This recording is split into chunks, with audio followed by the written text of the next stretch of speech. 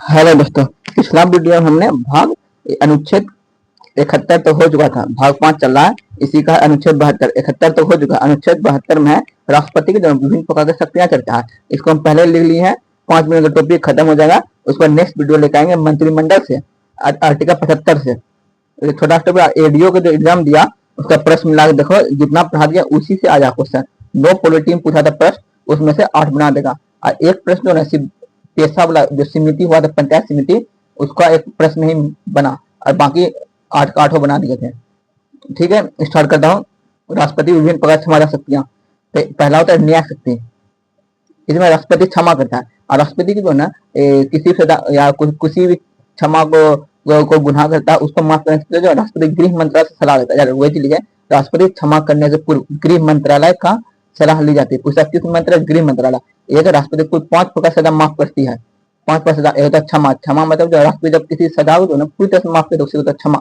जब राष्ट्रपति किसी सजा को पूरी तरह से माफ कर देते उसको क्षमा कर। लघुकरण। लघुकरण जो है ना, इसमें सजा जो होता है उसे प्रकृति को नहीं बदल, उसमें जो समय जैसे 10 साल को किसी को सजा हुआ उसको समय जो है ना सेम ही रहता है, लेकिन उसका जो कठोर कार्रवाई जो साधारण कार्रवाई करता है, जैसे या तो फिर फांसी सजा के आजीवन काल कर देगा, वैसे लिखे लघुकरण होता है। पूछता है सबका अर्थ इंपॉर्टेंट है, सबका अर्थ याद करना। लघुकरण इसमें राष्ट्रपति प्राकृतिक सजा को बदलते हैं। प्रकृति वह कठोर साधन कर देगा किंतु समय नहीं घटा। 10 साल तक 10 साल वही चीज एग्जाम्पल में फांसी सजा को आजीवन कारावास कर देता है। उसके बाद 10 साल की कठोर कारावास को 10 साल साधारण कारावास बदल देता है। ये प्रतिहार इसका होता है, इसमें जो है समय घटाता है लेकिन प्रकृति सेम ही रहता है। जैसे अगर 10 साल का कठोर कारावास को 5 साल का कठोर कारावास, प्रकृति सेम है लेकिन समय घटा है। 10 के बदले 5 कर दिया, लेकिन इसमें जो है प्रतिहार में फांसी की सजा को नहीं परिवर्तित कर सकते हैं।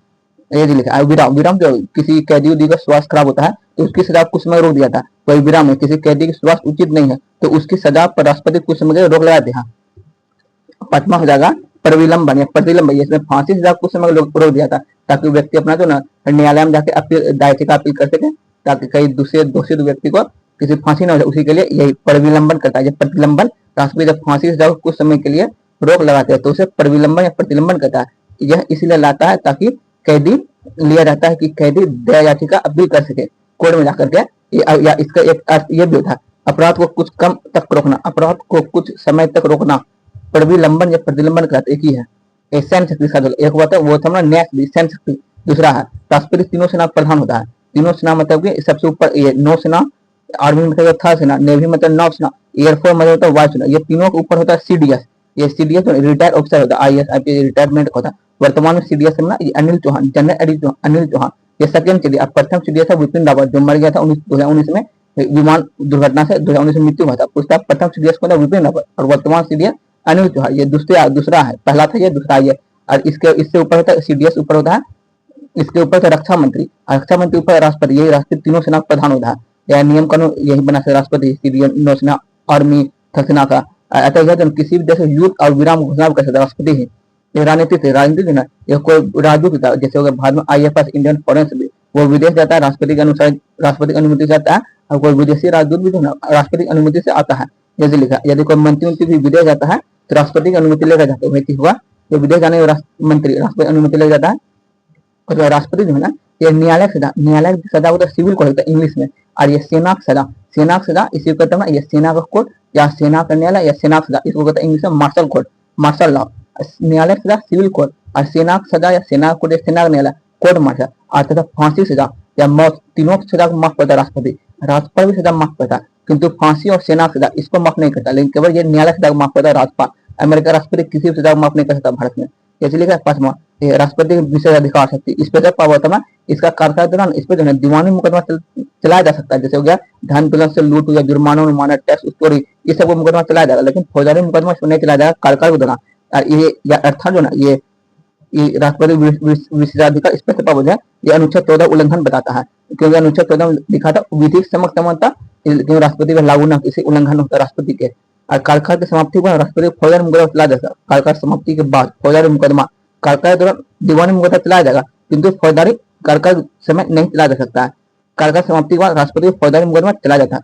फौजदारी मुकदमा वही मर्डर कर दिया, हत्या कर दिया, इस सबके दीवानी मुकदमा धन दौलत से संबंधित जैसे जुर्माना इस पर लग गया है या टैक्स चोरी कर, ये सब चलाया जाएगा। फौजदारी मुकदमा मारपीट से संबंधित, हत्या लूट डकैती ये सब है। राष्ट्रपति विवेकाधिकार जब लोकसभा तो त्रिशंकु था, यानी लोकसभा तो किसी को बहुमत से जो है प्रधानमंत्री नहीं बना, तो उस स्थिति में जो है इसका विवेकाधिकार राष्ट्रपति शक्ति प्रयोग करता है, विवेकाधिकार शक्ति प्रयोग करता है। इसलिए राष्ट्रपति जो है किसी भी नेता पार्टी में प्रधानमंत्री सिद्ध करता, उसको बोलता है बहुमत सिद्ध करो 30 दिन भीतर, 30 दिन भीतर बहुमत सिद्ध कर दिया तो वह नेता प्रधानमंत्री बना, नहीं तो दोबारा चुनाव होगा।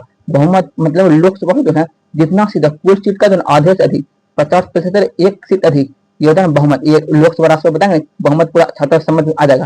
क्या बहुमत मतलब आधे से अधिक सीट, आधे से एक सीट अधिक, कुल जितना सीट है उससे जो ना आधे से एक से अधिक सीट बहुमत होता है, वही मतलब पुराने राष्ट्रपति विवेकाधिकार पावर। इस शक्ति प्रयोग राष्ट्रपति अपनी इच्छा अनुसार करते जा रहे, इच्छा अनुसार। इसका प्रयोग लोकसभा के त्रिशंकु मतलब कोई प्रधानमंत्री नहीं चुना रहा है, उसके लिए किसी को बहुमत नहीं मिला, तब त्रिशंकु होने पर क्या था, अर्थात किसी को बहुमत नहीं मिले, बहुमत आधे से अधिक सीट, आधे से एक सीट अधिक, उसे तो बहुमत न मिले तो इस शक्ति का प्रयोग करते हैं। जब लोकसभा में किसी को बहुमत नहीं मिलता तो राष्ट्रपति किसी दल के नेता को पीएम घोषित करता है और 30 दिन के भीतर बहुमत सिद्ध करने को कहता है। यदि 30 दिन के भीतर बहुमत सिद्ध न कर पाया तो 30 दिन के भीतर बहुमत सिद्ध कर दिया तो वह प्रधानमंत्री होगा, अन्यथा दोबारा चुनाव होगा।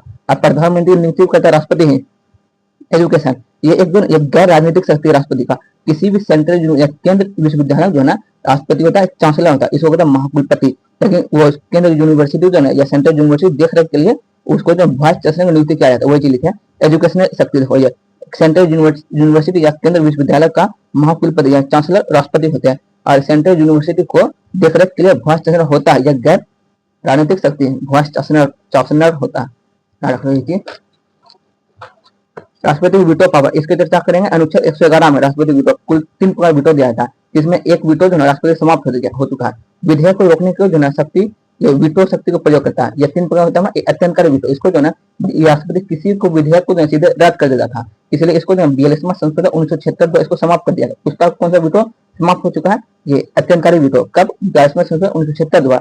कुल कितने प्रकार वीटो शक्ति राष्ट्रपति को, 3 प्रकार का, अब वर्तमान में 2 है।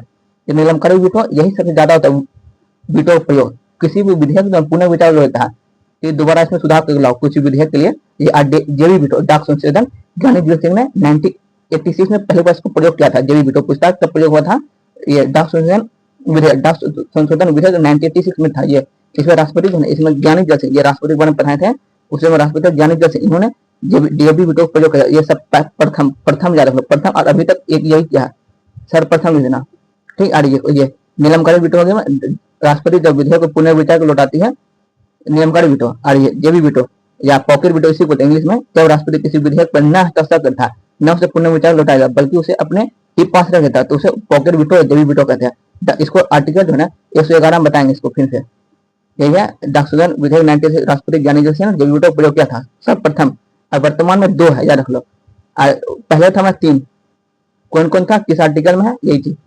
और एक हो गया राष्ट्रपति आपातकालीन स्थिति, जब भाग 18 में पढ़ा चुके हैं, देखना राष्ट्र अपार, राष्ट्र वित्त अपार, ये देखो प्ले लिस्ट में जाकर देखो, ओरिएंटेशन क्लास लेकर के अभी तक का पीडीओ देखना, एडीओ एग्जाम जो भी एग्जाम आएगा ना उसमें इसी से बाहर नहीं आएगा। 10 में से जो है ना 8 से 9% मार्क का देगा सही। जैसे एडीओ का एग्जाम हो उसी में देख लो 9% पॉलिटिक्स है, 9 में जो है ना ये 8% आराम से बना देगा। 1% बच गया तो पैसा जो पूछा था, किस स्थापना पूछा था, ये सब बताए भी थे। बहुत सारे समितियां जो कि कुछ तो हम बता देंगे, अब बाकी जो सेट मारेगा उससे मिले उसको याद कर जाना। लक पे खेला है, मिल गया तो मिल गया, नहीं तो 1-2 प्रश्न तो छूटेगा ही। बाकी 9 में से 8% आराम से बन गया था। देखना जैसे पूछा था ये पंचायत के बारे में पूछा था, संघ और राजस्व पर लागू होना, ये सब भी था। और इसका 20 लाख से कम जनसंख्या होगा वहाँ पंचायत समिति गठन किया जाता है, कम होगा तो वहाँ नहीं किया जाता, जैसे पूछा था। राष्ट्र पार्टी के बनने के उसकी शक्ति पूछा था, क्या क्या होता है विधि, ये भी। और ये भी पूछा था मतलब खुद ये भागचारा को जो मूल करता है उसके बारे में पूछा था, वो मिलान करने के दे दिया था। 1, 2, 3 कुछ 11 होता, वो 11 को बता दिए थे, 1 से 11 तक वही चीज पूछा था। देखना प्रश्न ये होगा, सब प्रश्न बन जाएगा। देखो ये अनुच्छेद 73, इसमें संघ की कार्यप्रणाली को, संघ की याद रख लो, कार्यप्रणाली, संघ में तो राज्य में होता है कार्यप्रणाली, उसी संघ की कार्यप्रणाली का बनाने के लिए राष्ट्रपति कानून बनाएगा। अनुच्छेद 74, इसमें राष्ट्रपति को सलाह देने के लिए एक मंत्री परिषद होगा। मंत्री परिषद चर्चा 2 में, आर्टिकल 74 में भी, आर्टिकल 75 में भी। प्रश्न में कोई ही रहेगा, मंत्री परिषद चर्चा होगा। यह 75 का में 3 है, 75A, 75B, 75C। अब 75 आर्टिकल 75B में मंत्री परिषद की चर्चा है, क्या देख लो प्रश्न हिसाब से देख लेना। ये राष्ट्रपति सलाह देने मंत्रिपरिषद होगा, और जिसका अध्यक्ष प्रधानमंत्री, मंत्रिपरिषद अध्यक्ष प्रधानमंत्री अर्थात मंत्रिपरिषद प्रधानमंत्री के अधीन होगा। अनुच्छेद 75 मंत्री के बारे में जो उपवन मतलब तो व्यवस्था, अन्य व्यवस्था चलता है, अर्थात मंत्रियों को नियुक्ति, मंत्री जो नियुक्ति करेगा प्रधानमंत्री की सलाह पर राष्ट्रपति करते जा रखो। मंत्री राष्ट्रपति को उत्तरदायी होता है व्यक्तिगत रूप से, सामूहिक रूप से संसद के। यह भी पिछला वीडियो आएगा। ये एक नोट में 1861 में लॉर्ड कैनिंग ने विभाग प्रणाली ये बताए थे, ये उसमें बताया संविधान, उसमें बताया संविधान संशोधन में बताया, उसमें बताया थे इसको नहीं वो बताए थे अधिनियम बताए थे 1861 का अधिनियम बताया था इसको। 1861 में लॉर्ड कैनिंग ने विभाग प्रणाली इसी को पोर्टफोलियो या इसी को मंत्रिमंडल को लागू किया था या इसी को गठन किया था। यह विभाग प्रणाली मंत्रिमंडल या पोर्टफोलियो से लागू किया था या गठन किया था 1861 में लॉर्ड कैनिंग ने। इसी के तहत जो है भारत के विभिन्न अलग अलग कार्य को जो है अलग अलग विभाग बना दिया था और उसको मंत्रियों से दिया। ये इंपॉर्टेंट पूछता है। लॉर्ड कैनिंग ने 1861 में विभाग प्रणाली या इसको लागू किया था, कब? ये भी पूछता है किसने किया था। ये भी आर्टिकल 75 में कहता है ये जो है प्रावधान है कि लोकसभा देता उसका मुखिया प्रधानमंत्री होगा। ये नेक्स्ट वीडियो से स्टार्ट करेंगे संसद में तो लोकसभा बताएंगे। आर्टिकल 75 में कहता है 75 एम कहता है प्रधानमंत्री नियुक्ति राष्ट्रपति करता है। पूछता है किस आर्टिकल में है प्रधानमंत्री नियुक्ति कौन करता है? राष्ट्रपति। किस आर्टिकल 75 का भी मंत्रिपरिषद चलता है। 75 से मंत्रिपरिषद लोकसभा प्रति उत्तरदायी होगा।